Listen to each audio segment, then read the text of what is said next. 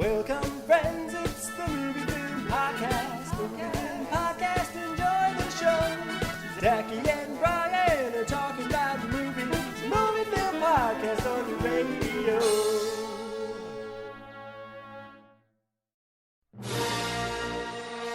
Welcome to a movie film special episode. My name is Zachy Hassan. I'm here with Brian Hall. Hey, what's up, Zachy? Brian, it's like May the 4th came early.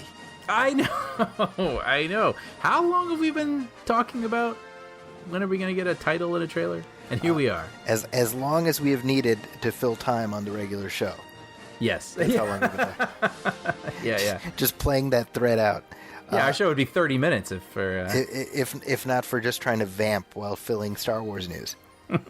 But we have a title, Brian. We do. We have a title. It is Star Wars: The Last Jedi movie for a while now. That's the title. Yeah. Actually, I'm not prepared for the Star Wars stuff. I thought we were going to talk about that the Alicia Vikander Tomb Raider's getting a sequel. I thought that's why we're here. I have to admit, I was a little bit surprised to read that news too. Yeah. I did, but we'll get to that. That'll be a future episode. Well, I will say that this is not a tangent I plan to go on. The last time they did a Tomb Raider 2... Who thought this was going to be where we started? Yeah, the last time they did Tomb Raider 2 was actually a pretty good movie. So I'm just going to put that out in the world. Yeah, it did cross my mind that maybe they had sort of learned from it and we might get a better one, but then no one will turn up for it, and it happens all the time. It is the Tomb Raider trap. Mm-hmm. Or like Ninja Turtles, right? Recently. Out of the shadows, right? Yeah. That tends to happen. But anyway, Brian, focus. Yes. Focus, my friend. Yes, sorry. So Star Wars Celebration is going on in Chicago right now, our former homestead. Yeah, I'm jelly. It's a bitter pill that our former home is hosting this event that would be right up our alley, yet neither of us is there to appreciate it.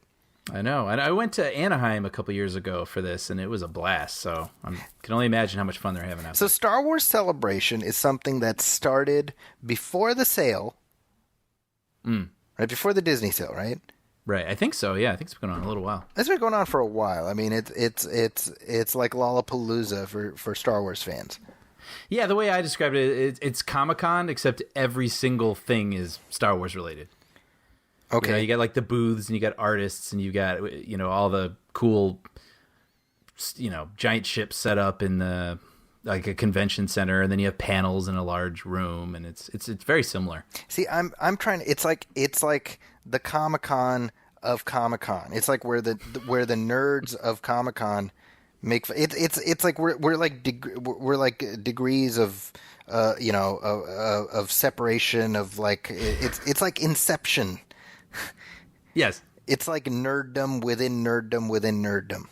Yeah, and I felt comfortable there. Really? Okay. No, yeah, I really enjoyed it. So you went like 4 years ago. Yeah. Okay. So you went right before The Force Awakens came out. Yeah, I feel like I remember going there knowing we weren't going to get, like the thing we were all, like a big drop like this sort of thing we got today. Okay. Yeah. Well, this is obviously for months on end. This has been going on. What's the title going to be for episode 9? And people have been freaking out and being a little ridiculous because it's like, well, we're going to find out. It's not like they're not going to release the movie without a title. It'll show up, right? Right. Like, just settle down, relax. But they did announce the title, and it is what, Brian? Star Wars Episode 9, The Rise of Skywalker. The Rise of Skywalker. I remember there was a rumor for a while that was Balance of the Force or something like that, right? So this is the thing. I used to sort of pay more attention to these sorts of things, but they tend to always be wrong, and so I just sort of stopped. I mean... They're fun if you have the energy for them. But the Speculatron was in overdrive. Everyone had a potential title. I think the one I was fairly certain it was going to be was Episode 9, Baba Booey, Howard Stern's Penis. I will admit, when I heard Balance of the Force, I was like, yeah, that sounds credible. But Rise of Skywalker, I don't think anyone would have predicted that Skywalker would have been in the title. I don't think anybody saw that coming. And obviously the title reveal came at the close of the first trailer for this film, the first teaser, which itself came at the close of a 90-minute panel featuring J.J. Abrams, Kathleen Kennedy, and the entire New Generation cast minus Adam Driver, and Billy D. Williams. Yeah, that was really fun. Did you watch it? I did. I scrolled through and kind of got the gist. Yeah, I had it on the background. There you go. Yeah, that was smart. Work. It was kind of perfect background stuff. So let's play some of the audio from the trailer and we'll, talk about it. On the flip side. I can't wait. We've passed on all we know. 1,000 generations live in you now.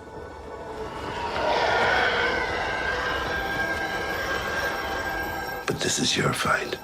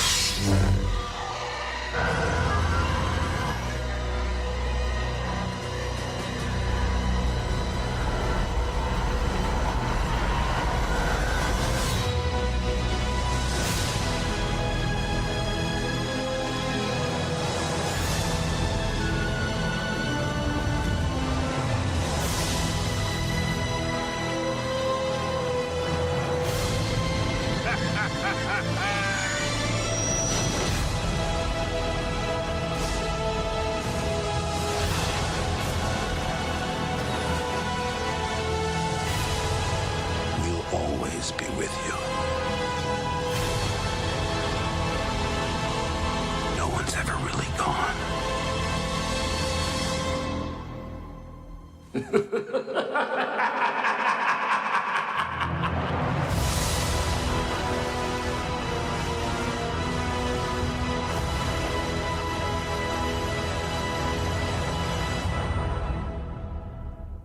Okay, Brian. I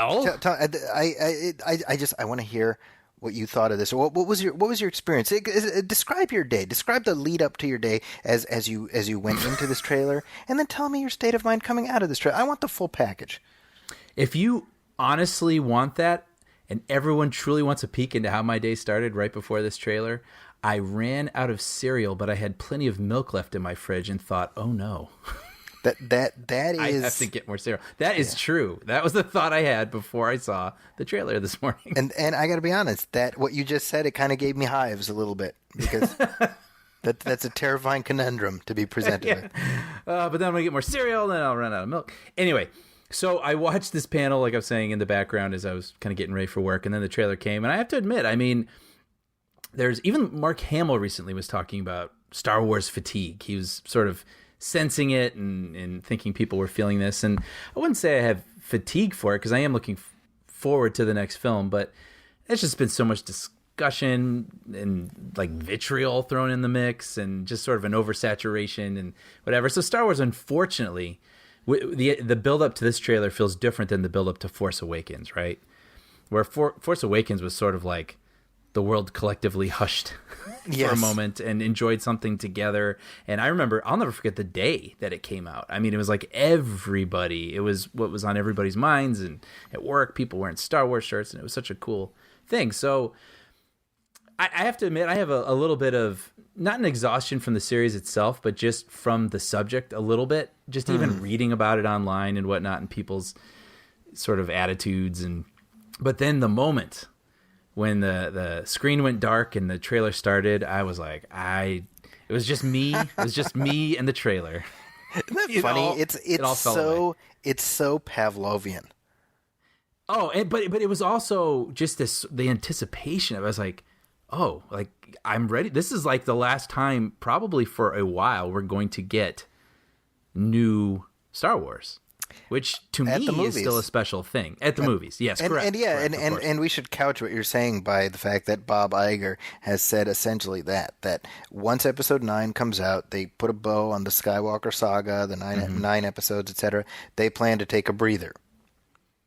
Yes, which I think, I mean, they have a couple series in development, let's say. Yeah. A theatrical series, but I think a breather's a good idea. And, well, anyway, so the trailer starts, and this is truly a teaser, right? I mean, we're not given a whole lot to work with. But I appreciate that. I'd rather not know too much about it personally. And we get, I think, out of like a 2-minute and some change teaser, the first minute is one scene, it seems, where we have Rey out in the desert, whether it's Tatooine or Jakku or who knows what, and reaching for the lightsaber and have a TIE fighter coming at her. Reaching for which lightsaber, Brian? Was that Luke's? Oh, it was Luke's, yeah, right? Yeah. Or Anakin's, I guess. It's the Anakin lightsaber, yeah. Yep. She has repaired it, so that's worth mentioning. Yep. And then what's we have Luke Skywalker voiceover saying, "We've passed on all we know. Thousands of generations live in you now." Yeah, and that's something. I love that. That's a I good got line. chills. Yeah. And so anyway, like I said, I mean, this is like a solid minute where we see her sort of doing this, Wild West standoff with whatever's coming in the distance over the sand, and it looks. All we get of the person driving the TIE fighter is gloves, but I mean, I think we're led to believe it's probably Kylo Ren, right? Yeah. Yeah. Kylo, who has, by the way, welded his helmet back together.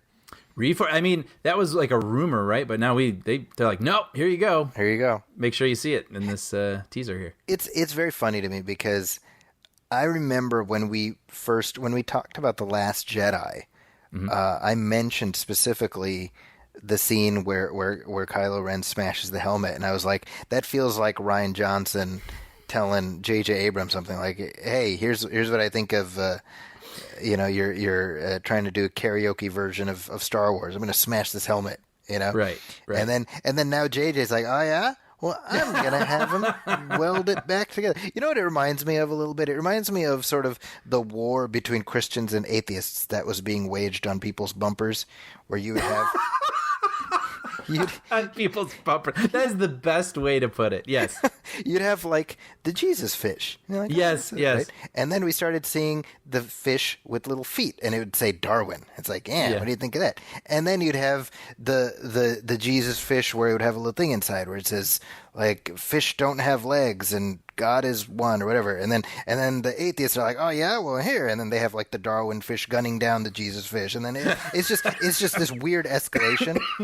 So this is how you felt about Kylo Smash me. Well, because if the episodes were to keep going, you just wonder how basically Kylo Ren's headgear would just be the manifestation of the filmmakers just taking a shit on each other.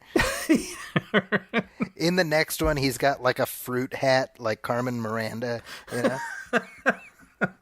We just keep going. The next one, it's like the beer helmet. Yeah. Well, that's something that's going to be really interesting to look at once we actually see the film because, it seems like we have the guy who sort of set things into motion, and then we have the guy who decided to sort of upend a lot of it, and then we have the guy who started it coming back, who I imagine is like, well, this is kind of what I was aiming at. You know what I mean? Come back in, and so... J.J. Abrams gave an interview a couple of days ago. I don't know if you saw that.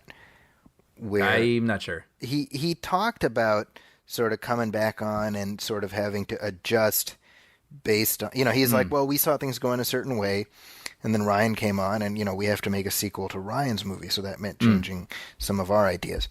Yeah. And people sort of, pounced on that, obviously, because, there's the narrative out there, like, oh, big bad Rian Johnson, he peed in the pool and he ruined everything. And I think... obviously a lot of that is being overblown, but I think to me what that illustrated more than anything was that JJ probably had a sense of where he wanted things to go, but he didn't really think about it because he had every intention of never coming back. Yeah. Yeah. So he's like, well, it ain't my problem. Yeah, sure. Y'all figure it out, And so that the fact that he did kind of get dragged back in, to me, that is sort of interesting because The Last Jedi, like it or dislike it, it's, this movie is not going to be retconning that one. Sure. No, it doesn't have the time. Yeah, I mean, and that's the thing also is where he has to now make a sequel to some other movie that he, didn't have much of a hand in. Yeah. He's got to wrap up a trilogy. And then he's also said many times that he's also wrapping up the Skywalker saga, 9 films. Like in 2 hours, they're going to somehow bring some satisfying conclusion to all those things, which I can't even wrap my head around. Good luck. But segue, not as good as Zachy does them, but in this trailer we get to see a person from the past bringing it all back to the original trilogy. We got Lando Calrissian flying the Falcon. I have to admit, just seeing Billy D. Williams sitting in the Falcon, I got goosebumps. Oh yeah, and he's got this like look of joy on his face, and I mean, and seeing him on the panel this morning was kind of fun too. I mean, he just seems happy to be there, and I'm very curious how he's going to factor in to all this. I mean, the reality is that they needed Lando in this trilogy. Right, because we have no other people from the... That too. They killed everyone else. They killed everyone else. Yeah. Well, I was thinking, you're right, but I was thinking more in terms of he's too important a character in the original trilogy to just never mention again. Yeah, agreed. You know? So I am glad that they brought him in. And by the way, if you saw the picture, he's wearing what Donald Glover wears in Solo. Oh, I didn't notice that. The color scheme, it's like yellow, you know? Oh, that's fun. I suspect his role will not be particularly substantial. Right. If I were to guess, it'll be more like a glorified cameo. Right. I mean, I'm happy to be proven wrong. But speaking of original trilogy characters, obviously the big thing which caught everybody by surprise is that the trailer ends and we hear the laughter of Palpatine. Yeah, I don't think anybody saw that coming. No. And as if to confirm that, the trailer ended at the panel and everyone else was gone off the stage. And who walks out but Ian McDiarmid? Yes. Who played the Emperor. Who played the Emperor. And I don't think anybody expected that. No. And when I heard his cackle in the trailer, that was enough. Like, I needed a second to process. But then and you're almost like, am I hearing that right? And then you see him on stage, and then he, in his Emperor voice, just said, "Roll it again." Yeah. And then they played the trailer again. And Ian McDiarmid then tweeted the trailer, and he said something like, "Darkness is spreading," or something like that. And then J.J. Abrams has personally, not playing coy at all, he's like, "Yes, Palpatine is back." I'm into it, man. I'm into it. So I have many thoughts. Sure. Foremost among them being, if Mr. Mystery Box is right on Front Street with "Yes, Palpatine is coming back," what are the surprises that he's not telling us? That's true. Right? That's true. The other thought I have is, he talks about, I saw things going a certain way. Is Palpatine coming back? Was that part of his original plan, or is that a response to Snoke having been killed off in the second one and needing? Oh, that's a good point. Yeah, I don't know. I mean, and when I say I'm into it, by the way, I'm into it if it works. I'm at this point. I feel like when this whole thing started, we were so precious about this series, right? And now we've been through some ups, we've been through some downs. We've been put through the ringer here, and we know that Star Wars doesn't always have to be, or won't always be, this perfect thing like it's been for most of our lives to us. Like now, it's going to be something that can be fallible and maybe not work so great, and sometimes it can work great. So with this, I'm like, hey man, just go for it. Like I'm sure he threw everything at the wall that he got, and he. So I'm willing to see. I know some people. I've seen a lot of comments online. People sort of have given up. I'm like, man, that's totally fair if that's how you feel, but not me. I can never not be excited by new Star Wars. There's a scene in this trailer where there's some sort of. It reminds me of like Jabba's skiff, where Luke's walking the plank sort of thing. Yes, and you got Poe driving it, and Finn doing who knows what, and C-3PO hanging out for dear life. And I was like, ooh. Yep. Star Wars. You're That looks like Star Wars to me. Also, we should mention it wouldn't be a Star Wars movie if it didn't have at least part of a Death Star in it. Yeah, I thought about that. Yes. So yeah, toward the end of the trailer, right? We have the gang looking over a body of water, and you see the husk of one of the Death Stars. One presumes it's the second Death Star. Yeah. I mean, if this movie involves Palpatine, then one would presume it's the second Death Star. I'd like to think the movie will start with the waves, and then you hear splash.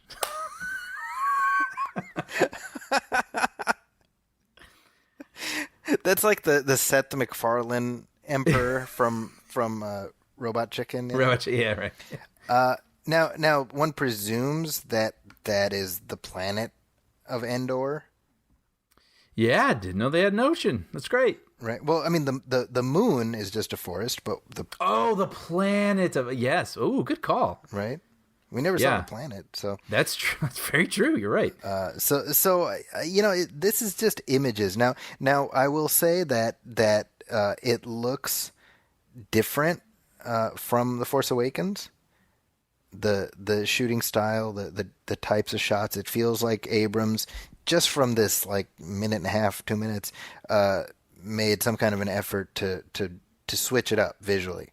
Oh, interesting. I did think, and it could have a lot to do with the visuals. I mean, the sort of desert setting. But I whatever can be said about Force Awakens, I think the first 20 to 30 minutes of that movie are flawless, actually. I think I agree with that. The execution, the shots, the way everything is teased out to us, and the whole thing is just meet this person. Now we're over here. Now this guy. It's just crackles. Yeah. And there's just like even though people say that it's sort of like a karaoke version of Star Wars, which I don't disagree with, actually. I mean, I think it was a huge mistake, the Starkiller Base thing. Yes. But still, like I think he captured the boisterousness of Star Wars in a way that I haven't felt a modern blockbuster capture in a very, very long time. Right. And I felt that again while I was watching the thrilling parts of this trailer. So, I mean, maybe you're right. Like you say, shot selection and stuff may be a little different, but it reminded me of the enthusiasm and the energy that I felt from Force Awakens for sure. See, I feel like, while concurring with what you're saying, I feel like, The Last Jedi, in many ways, is one of the most beautiful looking Star Wars movies in the entire saga. Mm-hmm. It's up there with Empire Strikes Back for me. Mm-hmm. The way it looks, I mean, shot selection. Yeah, for sure. That last act, I mean, that shot of when Luke walks out and he's just dwarfed by those monkey walkers, Mm-hmm. That's epic. I mean, you know what I mean? That's like a painting. I almost feel like J.J. Abrams was influenced by some of that to have like a painterly style to some of this. Oh, which shots in particular? I mean, for one, that thing with the Death Star remains. That was just a great shot, and the opening part of this trailer, even with her in the desert. I mean, that felt to me like something out of The Last Jedi. See, it's funny because that reminded me of the first trailer for Force Awakens, where we have sort of Finn huffing and puffing in the desert. Yeah, right. And then the camera spins around him, and then we start on Rey huffing and puffing in the desert, and the camera spins around her. And I wonder if that was intentional. That's a good call. I didn't think about that. Yeah. That's interesting. I mean, any other stuff that jumped out at you? Well, certainly the Leia we have to get to, but before I forget, the medal from the Yavin ceremony, right? Is that what that was? Wow. Yeah. I was wondering what the significance. Oh, wow. Damn.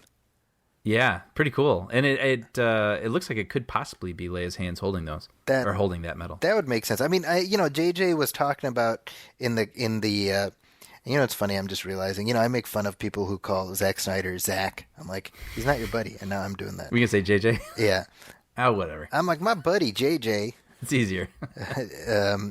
J.J. Abrams was talking about in the panel how they had to construct an arc for Leia based on whatever extant footage there was, right? And so number one, I'm like, well, geez, like how much did you shoot of her? I mean, like why would you leave so much on the cutting room floor if you shot? That's weird to me. Yeah, and it's interesting because I mean, her hugging Rey, which we see in the trailer. I mean, that off the top of my head, that could have been coverage they had from the Force Awakens because I feel like I remember them hugging at the end of that. At the end, so you wonder how creative they got with all this. I mean, I'm very curious, but I mean, I think I've said on our regular show that, for all the talk of like, oh, no CG, we're not going to do any of that. No, I think it'll come out down the line that like a significant amount of computer work was done to create more of a performance than maybe actually was there. And I'm okay with that to an extent. I mean, of course you're going to have to do a little bit of that, and that's just what else are you going to do, right? But like, yeah, hopefully we won't get one of those like a Tarkin sort of thing from Rogue One. Yeah, I don't think they're going to do that, but I think it will be a lot of like cut her out of this and put her against this background. Oh, sure, yeah, stuff definitely. like that. And we'll find out the extent of that after the movie's out and after one presumes it's successful, and and they don't feel icky talking about it. Right. And worry about people turning if they. Yeah, exactly. So the big thing, obviously, is when you say the title is Rise of the Rise of Skywalker. Sorry, not Rise of the Skywalkers. Although that would be a cool title too. The Rise of Skywalker. Mm-hmm. So obviously, what everyone's going to be incessantly, inanely, annoyingly speculating about between now and December is who's Skywalker. Mm-hmm. Right. So let's lock in some guesses now. Let's lock in some wrong guesses now, because I'm sure it's everyone's going to be wrong. Yeah, I don't know. It's interesting because I don't know if this is directly related, but there's been a lot of talk about balance, right? And there's even balance that's needed to happen within the Skywalker family. Yes. Right? And so I wondered if I guess that doesn't make sense to say. I was wondering if the darkness then finally gets sort of tampered down, and then it's like rise of the, I don't know, sort of savior lineage of the universe or something. So it's not a specific person. It's just like... I should have written this out before I went to Mike. Is basically clearly. Well, what I've seen a few people say online is that Skywalker maybe becomes the new name for people who are Force sensitive. So this is not Jedi and Sith. Now it's Skywalkers. You're a Skywalker, or you're a douchebag. I don't know what the other side would be, but something like that. Right. The dark side of the sky. Or yeah. Or you're like a Reynolds, and then families that have the last name Reynolds are like, hey, yeah, come on. But yeah, or rise means that it was down, right? It needs to rise. So maybe it's being reclaimed from Kylo. This is the thing. Okay, so somebody was like, well, how about Kylo Ren? And I'm like, yeah, but he's part of the Skywalker lineage, but he's a Solo. Right. I see. Right. Okay, and it's not Luke because he died a hero. Or maybe that's part of it. The rise of Skywalker, like whatever he did, like his heroic act is the thing that that the Last Jedi, they keep talking about the spark, right? It's going to ignite everything, and maybe that Skywalker was the key to that. So it's the rise of Skywalker, and that's the thing that brings the children with the brooms, and that's the people that finds the rays of the universe, and the right? The rise of Skywalker brings all the good people out of the corners of the galaxy to rise up against the Empire. Well, I like that. That sounds good. The other option is that it's Anakin. Anakin comes back. He's like, "Hey, everybody, excuse me, milady." Excuse me, milady. I saw someone on Instagram did like a Photoshop thing where it was that picture we've seen now a lot of the actors hugging each other on the last day on set. Yeah, and they Photoshopped Hayden Christensen in taking a selfie of himself with them. So that's that image when you say that. I wonder if it'll have anything to do with this. Here, okay, I'll go out on a limb and make a prediction. We will see Hayden Christensen as Anakin Skywalker in this movie. Man, I'm so optimistic to a fault maybe with these things, but I'm like, great. Yeah, I hope it's awesome. There are two predictions I'm willing to make, and we'll see if either of them. I mean, it's like we're putting it on wax now, so we'll find out how completely wrong I am. Number one, Hayden Christensen. Number two, I think we're gonna get some kind of new Han Solo thing with Harrison Ford. Sure. Not like, hey, I'm alive too. Me and Palpatine been hanging out. Right. Like him too. Like we cross cut. Yeah. He just fell right through the core. But like a flashback or like a hologram that's been saved, something. Somehow they'll probably, try to make up for not having the trio we wanted to see together. Yes. In one film. I agree. Yeah. So those are two predictions, and I have no basis for either of those, but I just feel like J.J. Abrams seems uniquely aware of the expectations that come with closing down the saga. Yeah, uniquely aware, and also he seems uniquely confident. Yes. In a way, I mean, he's a very self-deprecating guy. And it's always like, hey, we're just trying to, we hope everybody likes this and da-da-da-da-da. And the other day he had some sort of quote where he's like, I think we did it. So it makes me wonder if they're that makes me excited. Holy crap. Like, I think we figured it out. I mean, of course they have to say things like that. Yeah. Or no, let's put it this way. Of course they could say things like that, but I'm sort of surprised that he did. Sure. Right? I mean, being the sort of self-deprecating guy he kind of is, it makes me wonder if maybe he's really like, we got it. We did it. We nailed it. Yeah. One hopes. Yeah. Yeah, I mean, it's last week we were talking about Avengers Endgame ticket sales, and I was like, I don't know if we're ever going to see that kind of level of excitement again for Star Wars, and I still don't, but yeah, I'm excited. This trailer, like I saw it, and it started to do it did its job for me. It did for me too, and I think it's completely fair for the people that it didn't. But I did have this moment where I watched it and I was like, great, and then I went to work and I kind of went about my day, and then it occurred to me that I didn't know what people thought about it. Like I hadn't read any comments, and I mean, people around me told me their opinions and stuff, and they were all kind of excited like me. But then I went online and I saw some article that was like, the Emperor's voice is in this trailer, and here's why that's a mistake. I was like, oh, are we really going to have to put up with this for the next 8 months or whatever it is, yeah. Yeah, and I realize that's kind of their job, and they have to write clickbait and those sorts of things, but I'm sure some of it's unavoidable, but I really am going to do my best to sort of steer clear of, like, I don't care. Yeah. Like, this is my path, and I'm going to enjoy it. Yeah. Yeah. Well, in addition to the film, we mentioned that there are going to be, even though the movies are hitting pause for a little while, they do have all these TV projects that are coming along. Yeah, for the Disney Plus service. Yeah. Disney Plus, by the way, they announced yesterday it's going to be, what is it, $69.99 for the year? Yes. Or was it like $6 a month, or somehow it ends up saving you like a couple bucks if it's you like go for $5.80 a month, which is ridiculously cheap for what's being offered. Right. I mean, that's cheaper than CBS All Access, right? I believe so, yeah. And by the way, I just want to say, I know I said this on the regular show where I was like, I'll tell you what's going to happen. Disney's going to charge less because they can afford to.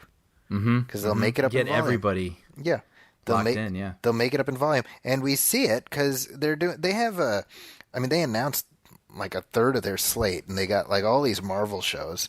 Winter Soldier, Falcon and Winter Soldier, Scarlet Witch and Vision, Loki, Hawkeye. And then, did you see this? They're doing an animated series, an animated Marvel series called What If? No. So What If is actually comic book series, and it's run for a long time. And it's like the title implies, it's what if. Like, what if Uncle Ben didn't die? Like, what would have happened to I feel like I've heard you talk about this. Yeah, so they're doing an animated series, and it's the MCU What If. Wow. And dude, they're going to be... So, yeah, all right, sorry. Right?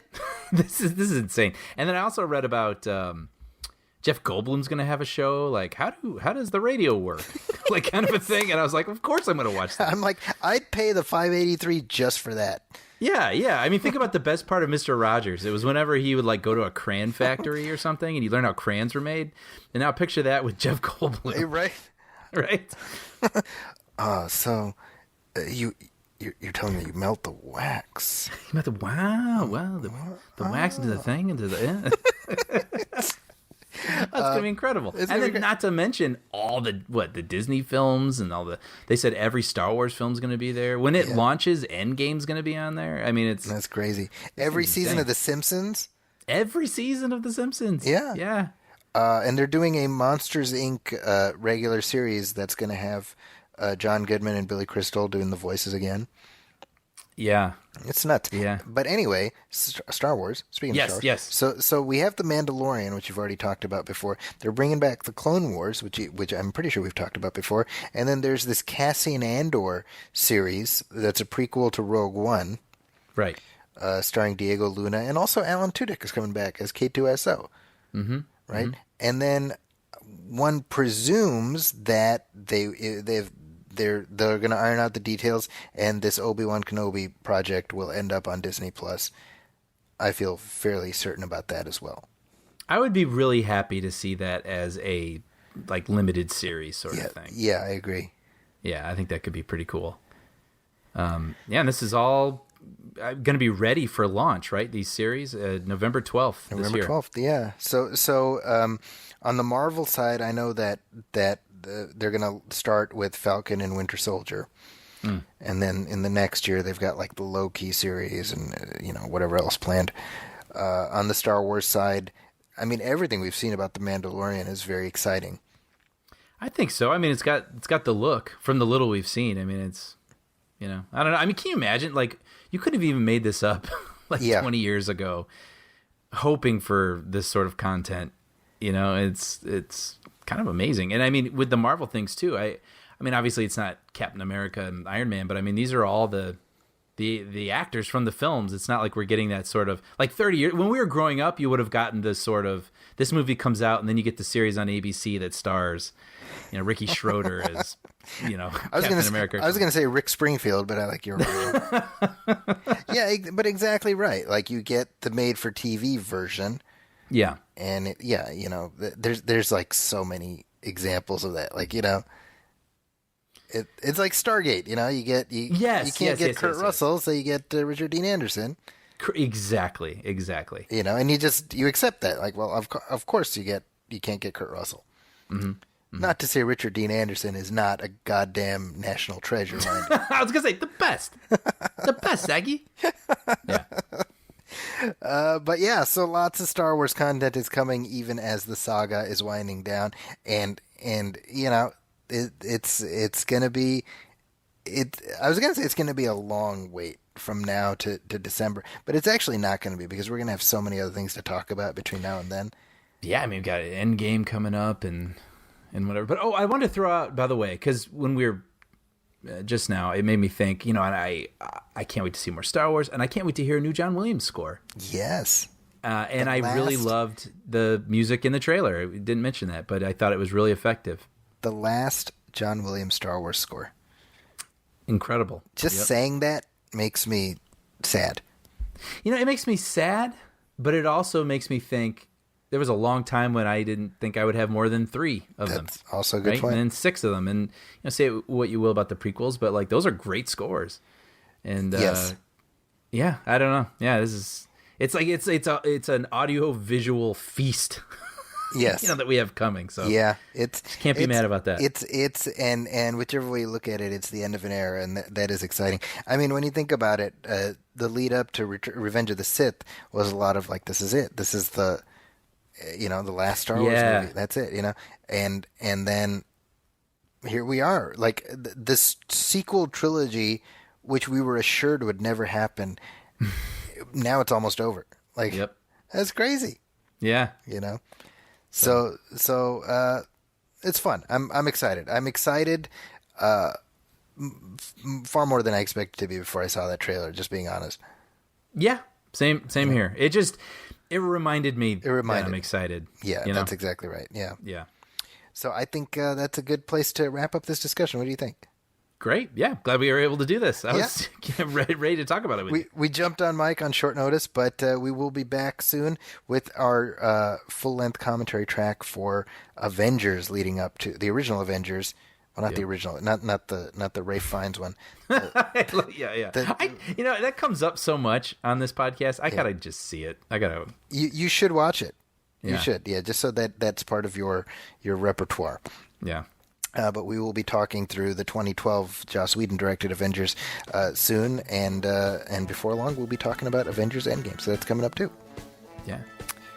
So thank you everybody for listening, and on behalf of my partner Brian Hall, my name is Zach Assad. This has been a special movie film Star Wars episode, and we'll talk to you soon. Thanks for listening. Welcome, friends, it's the Movie Film Podcast. Enjoy the show. Zach